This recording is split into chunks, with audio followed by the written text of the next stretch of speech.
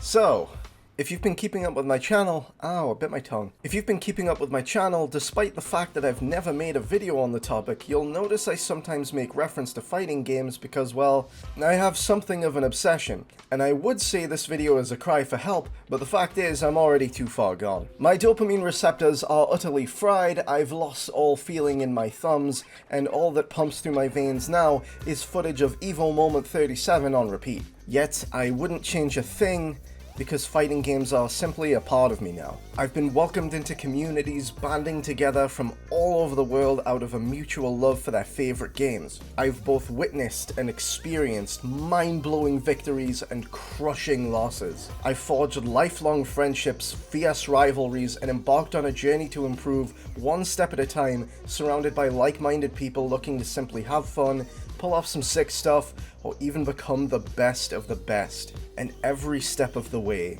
the fighting game community shines with something the likes of which I've yet to find elsewhere. An unmatched, burning, endless passion. But what makes fighting games unique? What makes that energy and enthusiasm so infectious? Well, honestly, countless other YouTubers have made videos about this and explained the idea far better than I probably could. So instead, I'm just gonna sit here and tell you that fighting games are fucking awesome and they're about to get even better. Getting your start in fighting games isn't always easy. In fact, it's quite possible it will be the hardest part of your entire journey, especially because there are so many good options out there. I'll get to those in a moment, but for the sake of any newcomers on the fence, I'm gonna lay down the obligatory fighting games aren't as hard as you think part first.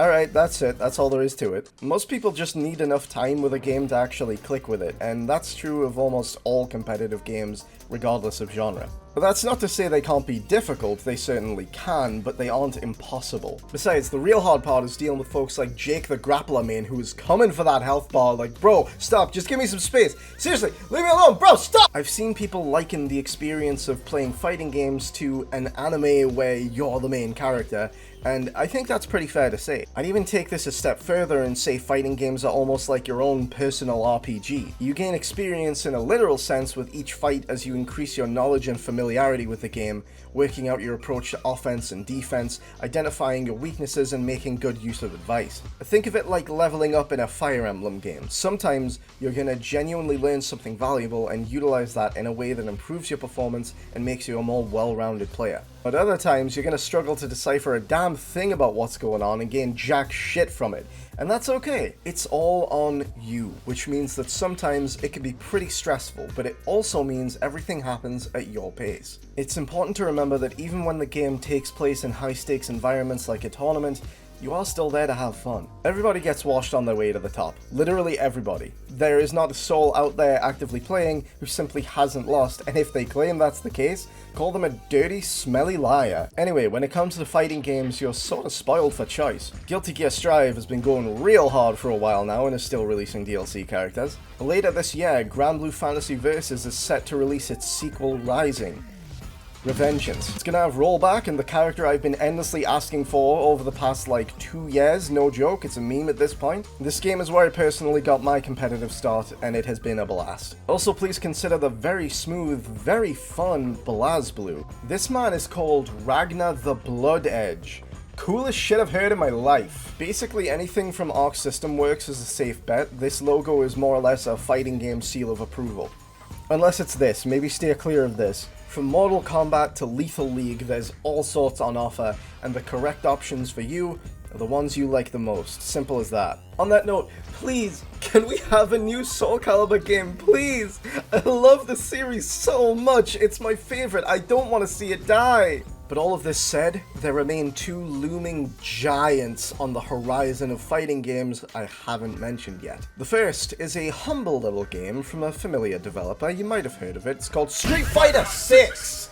Earlier this year, I had the pleasure of playing the closed beta for Street Fighter 6, where I basically just grinded out games with my boy Seldom Sad Sam. Side note, check out his YouTube channel, he has some fantastic fighting game content on there. I'll throw a link in the description. The game is simply built to ensure you're having as much fun as possible. It gets you into matches quickly, and they play out with minimal interruption thanks to that buttery smooth rollback. Capcom's knocking the presentation out of the park yet again, characters are all a visual spectacle and feel great to play as, controls are responsive as hell, and there's even different control methods between classic and modern to make things more accessible at an entry level. Street Fighter is the iconic fighting game. Getting into it effectively guarantees you'll have a thriving community and will be eating very good both in regards to the content of the game itself as well as the competitive scene. But hey, if 2D fighters aren't your thing and you prefer the idea of 3D fighters, worry not. While Street Fighter might be the granddaddy of fighting games, one thing is also true. There ain't no hype like Tekken hype.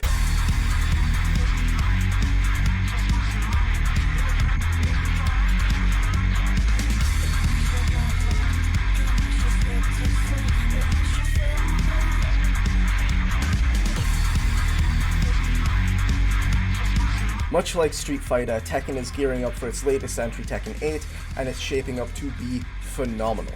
The game is embracing all that it is and looking to refine its formula even further, doubling down on that iconic impact and energy the series is known for. A very large contributor to that is, in my opinion, the music. Tekken's music is so good and distinctive that it might as well be its own genre. It basically always goes hard, and that's gonna be the case for Tekken 8 too. Also, we got my boy Lars in there, let's go! These games are about to make history. Hell, Capcom just announced the first official Street Fighter 6 tournament will have an enormous $1 million payout for first place, which is flat out unprecedented, and Tekken will likely be bringing its own massive rewards to its tournaments. A new chapter of returning legends and rising stars is about to be written, and your story could be part of it all. I am not exaggerating when I say this. If there was ever a time to get into fighting games, it's now. And I haven't even gotten into how easy it is to get amped up watching a fighting game. This genre is a fantastic spectator sport. You can witness a game you've never even seen before that looks like it was cobbled together from raw, crunchy 8-bit pixels and duct tape back in 1947, and chances are you're gonna start popping off with everyone else the moment some 20-year veteran pulls out the hypest shit you've ever seen. It's human nature to root for each other, and it's easy to become invested even if you have no idea what's really going on. You're gonna see someone pull off something absolutely sick and you'll remember them. Or maybe you'll appreciate another player for their composed, defensive style. Perhaps you'll connect with the underdog who, after fighting for their life, starts to turn the tables. Next time you see any of them pop up, you'll be in their corner. Or maybe you have friends who play and you want to be there to support them and see them succeed. When you're spectating games like these, it's very common for people, myself included, to decide that they want to be the one in the spotlight, and suddenly, bam, you're infected and the fighting game bug is within you. The most pivotal moment in my entire fighting game journey was when I decided to join my very first community. I caught sight of a new character for the aforementioned Granblue Fantasy Versus, but as the game had a low population, I had to do a bit of digging and found a Discord server for the EU community. Shoutouts to the folks over at Hearts Are Blazing, love you all, kisses. But believe it or not, I can be a bit of an introvert, and I'd never reached out like this before. Doing so was actually pretty difficult and unusual for me. I sat staring at the join server button for a good while and almost didn't do it, but I'll always be glad that I did, because at risk of sounding dramatic, it turned out to be a decision that in no small way changed my life for the better. The reason I'm getting into this is because I want to stress that my journey started with me. Yours starts with you. Just as I had to take that first step for myself, even though it isn't always easy, you have to make that call too. So many times I see people trying to tell someone why they should get into fighting games, but that's ultimately not a choice anyone can make but you. If you don't foster the drive to keep at it yourself, chances are you aren't going to keep at it, and that's okay. Not everyone is into fighting games, and nobody has to be. But if you're feeling uncertain and just need a little push, let this video be that push, because maybe then, one person taking the plunge can turn into a handful of others diving in, and maybe that'll turn into loads more people doing the same. And then, maybe I can finally gather up enough new people to beat them all in a tournament. I'm going to avoid self-promoting because this isn't my tournament series. I'm covering for Rodanin today. I'm going to be at least a bit respectful. Thief of Crystals. You're a fucking ass. Now's probably a good time to announce I plan to stream the open beta for Street Fighter 6 right here on YouTube on the 19th of May. Please do feel free to roll up and chill, everyone is welcome and I hope to make it a fun experience for all of you. Catch you then!